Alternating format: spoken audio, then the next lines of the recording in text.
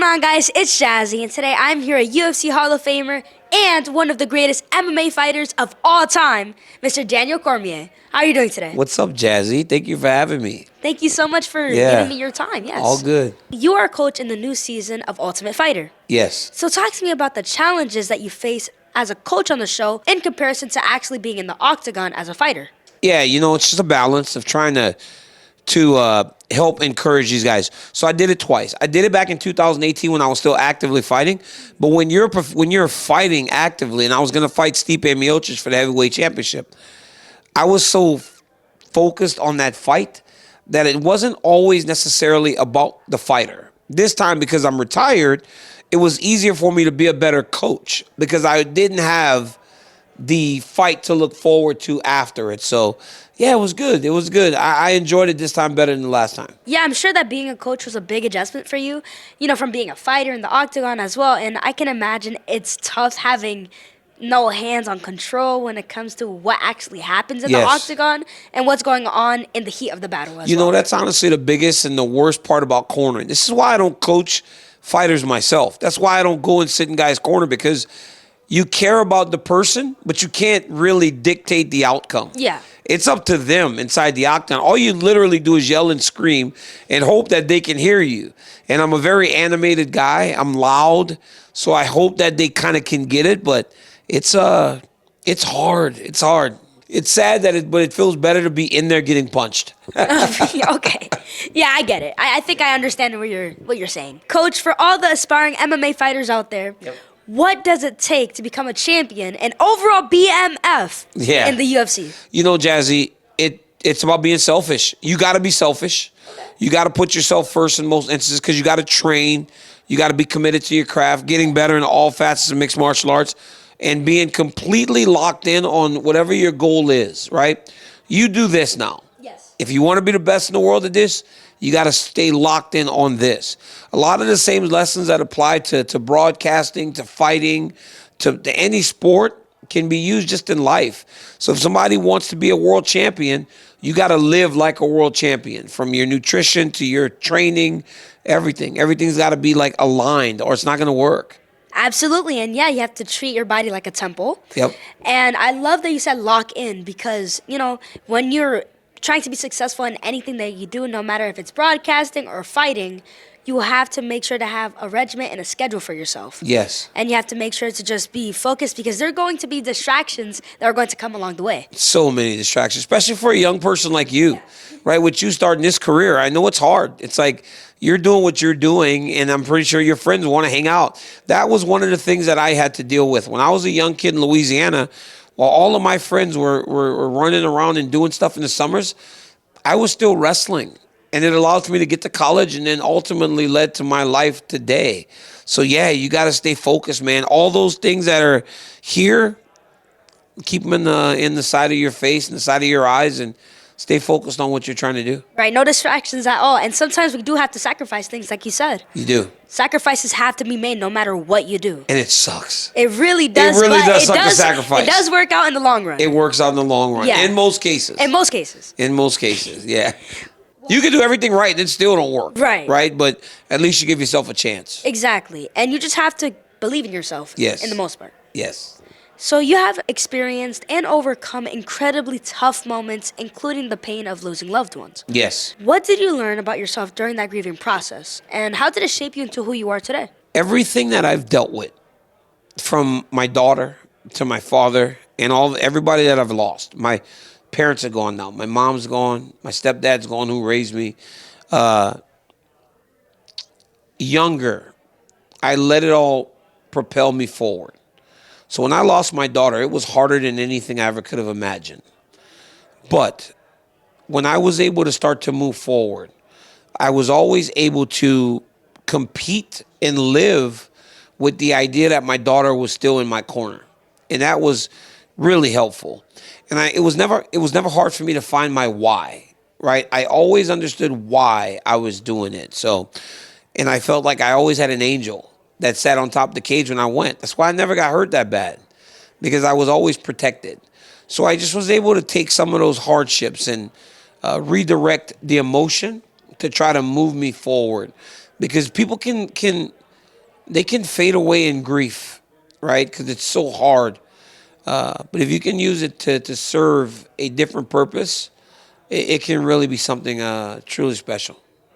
Exactly. Yes, I absolutely agree with that. And I feel like losing a family member is never easy. And it's really important to find ways to be able to process your emotions, but in a positive way. Yes. And you have been able to do that, and you have been able to let it propel yourself forward. Yes. And your career as well. Yes, absolutely. And you have to do that for yourself as a person too, not only for Yes. your career, but also being able to remember the good times. Yes. Anytime somebody goes, right, dealing with grief, you have to feel it. I always felt it. When my daughter passed, I was locked away for months, just sad, because I wanted to feel sad. And you deserve to feel sad when somebody passes away that you love. But then when you start to turn the corner, you got to find a way to kind of come through that darkness back into the light. And I've done that, and my mom's gone, and she was the most special person in the world to me. And that was hard, right? But I live a life today where everything I do is in honor of those people. And I find joy in that, right? I was able to show my parents some really cool stuff over the course of their life because of this career. And, yeah, I'm blessed. I'm so blessed I've had to have this life. We grew up, Jazzy, we didn't have anything.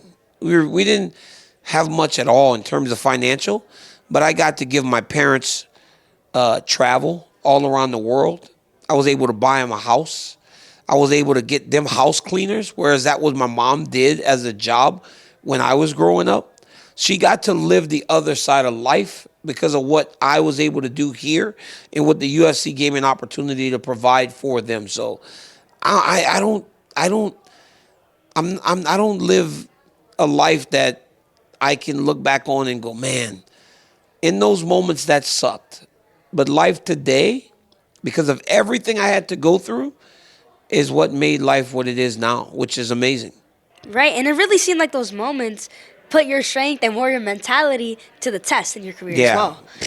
And I had to. yeah, and tough moments really make tough people. And I always say what Mike Tyson told me, without the test, there is no testimony. No, there isn't. You always have something to get through. Yes. And it's not always just in athletics.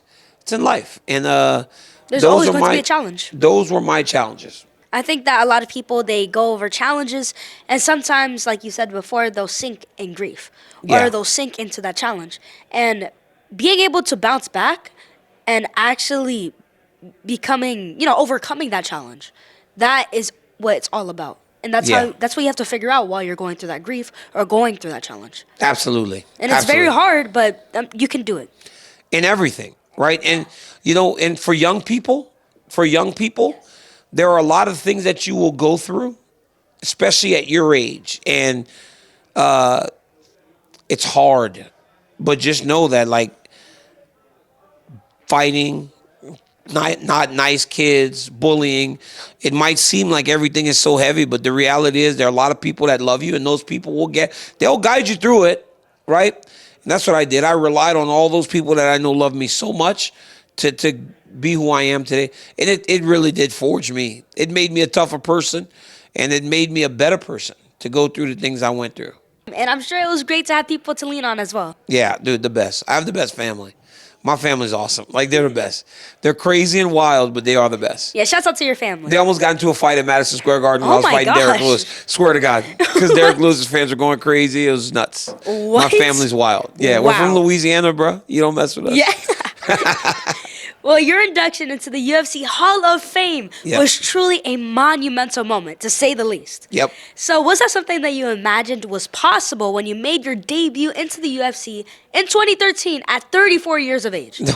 I was 34 years old when I got to the UFC. It's crazy. I mean, most guys are starting to wind down the career, but I had Right. already did 2 Olympics, and I had a career before a career. And I don't know that anything matters more than being appreciated by the people that did it with you. So getting into the Hall of Fame, being recognized for my work, it was the best. You hope that you find your way into the Hall of Fame and those things. I don't think anybody knows that it's going to happen. Your career is so incredible, and it really speaks to your perseverance and the power of staying focused on the journey, not just the Yep. destination. Yeah, absolutely. And it was a long journey, right? From the Olympic Games, college wrestling, it all played a part in me being the fighter that I was inside the octagon. They say you do a lot of things until you find your thing, right? And my thing was wrestling and fighting, and I'm just lucky that I got to live that life. Like, not only that night was monumental, but just the moments and the experiences that you talked about before and that you've had in the octagon. Truly special and truly incredible. Yeah, it was. I had some great moments. I fought for the UFC championship 11 times. There are people that just wish Yeah, to have to, the to have an opportunity. opportunity to fight for it once. I wasn't able to do it that many times. Yeah, it was unbelievable. Yeah, I fought for a lot of championships. Well, looking back, is there a specific fight or moment in your career that you feel truly defined your legacy? Yeah, when I became the double champion. When I was able to knock Stipe Miocic out and win the heavyweight title while I was the light heavyweight champion. That's the thing that's going to live way past me. Yeah. So when the UFC has promo packages and videos, the biggest moments that will always include me on the top of that octagon with 2 belts. And, it's full circle because I was a double champion when I came here to Madison Square Garden in 2018 to defend my belt. And they put those 2 belts on my shoulder. I had wrestled here in 2003 to try to for the United States American team, wrestling team. And they gave me a photo. It said Daniel Cormier, 15 years in the Garden. And it was me wrestling on one photo and then me holding my belts on the other, right? Because they just recognized what I had done. So it was amazing. Yeah, It was that's special. Yeah, it's very special. But yeah, knocking Stipe out, getting that second belt was crazy. Monumental right there. That's a monumental moment. And Never, ever, may never I also imagined. add that you are one of 4 athletes to hold 2 UFC titles simultaneously. Yep, absolutely. And the first one to defend both. Yeah. First man to defend both. Maybe the only man to defend both still. No, I don't think anybody else has done it yet. Right, and I'm sure it was very hard for you to just think of just one moment because I'm sure there are many moments like that you've had that were extremely special to you. Yeah. Any fight. Any fight. My UFC debut, I got to fight in San Jose, which is where I lived. I fought in Houston, Texas, in front of my entire family because we're from Lafayette, which is only 3.5 hours away. My whole family went. So there were just so many times where I felt the love of the fans and the love of my family and the people closest to me, love of the UFC for what I was doing and what I was accomplishing inside that octagon. I know that you and Khabib Nurmagomedov seem to have a really fun friendship together. Yeah. And every time that you're together, it's always a good time. Yeah. Well, a great time to say that. Yeah, I love him. He's the man. So how did you 2 first meet? And what do you think his impact has been on the UFC? So I met Khabib back in about 2013. So basically around the time of your debut. In the UFC. Yes, I was still fighting in Strikeforce, and he was in the UFC. So he gave me a hard time about that. But this guy named King Mo introduced Khabib to the gym in AKA. He came, and he was just like this Russian guy, didn't speak much English, but he was a hard worker. And he was really good, and he just kept getting better. And I think that his impact has been, he's one of the greatest champions this thing has ever seen. And he's coaching champions. He coached Usman to Bellator championship. Coach Umar to a UFC title chance against Merab. Coach Islam to becoming the UFC champion. I think that his impact is going to go far beyond what he even did inside the octagon. And what he did inside the octagon truly was special. Yeah, Khabib was also undefeated in the UFC and left on his own terms. Yes, and he is did. definitely one of the greatest fighters in the UFC of all time. Yeah. In general. Yeah, he is. And also, by the way, every time that you guys are together, I'm always seeing clips, and there's always comedic moments. You guys are always having fun together, and it's just straight up comedy. So we definitely need some more of those collabs. Yeah, honestly, it was just spending so much time together inside that gym. And when you start bringing these cultures together, you get stuff like that. There was a clip floating around of Islam trying to eat my food from California Fish Grill.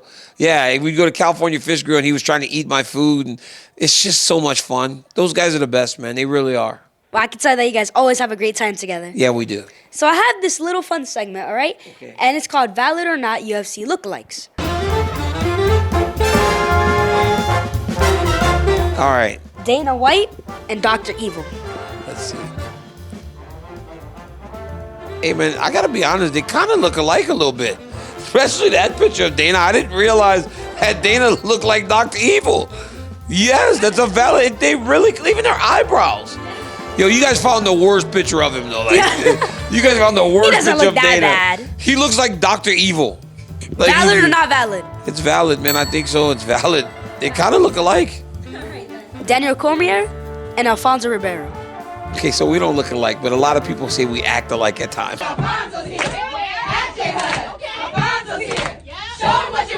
So, I mean, but we don't look like. I don't look like Carlton, man. I don't look like Carlton. And Carlton. It's not unusual to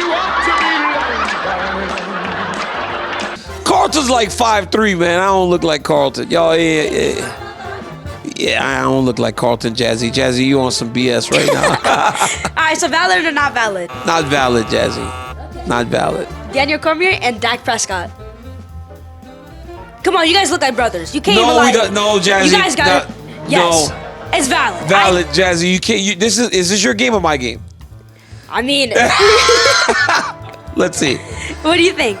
What do you think over there? You think? What do you think? I see it. I see it. Oh, okay, valid. I'll go valid. Conor McGregor and Ryan Fitzpatrick. What? I know you see it. They look alike. I know you see it, right? They look alike. They really do. Yeah, what the hell? That's valid. Valid, That's okay. valid. Yeah, that's valid. Chuck Liddell or Drewski as a kid? Oh, my God. Where do you guys find these pictures? So Drewski's face looks like Chuck. You guys are finding, that's a black guy and a white guy, and you guys have made them look alike. But that's not valid. I'm not doing it. It's not valid. Not valid. They got the same haircut, though. They do have the same haircut. I think Drewski's hilarious. Last but not least, Brock Lesnar and Brian Bosworth. Are they brothers? That's what I'm saying. That's exactly what I'm saying. Are Brock and Brian Bosworth brothers? Were they? I mean, seriously. Maybe. Even the nose. Oh my gosh, Even the nose. Look at the nose. I didn't even notice that. I didn't even notice the nose. Even the nose. I was looking more so like the face structure. That is absolutely valid. I mean, look at the nose. They have the same exact nose. They really do. They might be brothers, man. They might actually be brothers. Yeah, I need to speak to Brock Lesnar about this. Yeah, I need my interview one day. He's the man. Interviewing Brock Lesnar is crazy. Really? So many people watch it, too. Million views for Brock Lesnar. It's crazy. All right, then. I'll take your word. Yeah, you need to get Brock Lesnar on. Maybe you can help me out with it. I'll help you out. I'll try. I'll shoot him a message. Appreciate it. Yeah. All right, so thank you so much for playing Valid or Not Valid. Yeah. There was a lot of valids. It was valid. You did a good job. Thank you. Yeah, you did a good job. All right, then. Well, can you please share some words of motivation to everyone watching my show? Listen to everything this young lady's doing. She's tremendously talented. The fact that she could sit here at 15 years old and do this is unbelievable. But in terms of motivation, stick to your goals. Set goals, short-term and long-term. Chase them down. Even if you fail, it's okay. Just get back up and try again. It's never going to hurt to fail at something. The only failure is to not try. Give yourself a chance by trying. That's all you do. I always say, for me, it was ultimately about effort. I tried really, really hard at everything I did. And look at me now. I'm a kid from Lafayette, Louisiana, the north side of Lafayette, Louisiana. And look at my life today. And that's just a testament to hard work, commitment, and just trying, Jazzy. And you stood outside those meet and greets and all that trying to get interviews, and look at you today. So congratulations. Thank you so much for everything, and I really appreciate your time. Thank you so much. And everyone, I'm here with the one and only UFC Hall of Famer, Daniel Cormier. And until next time, Jazz and out.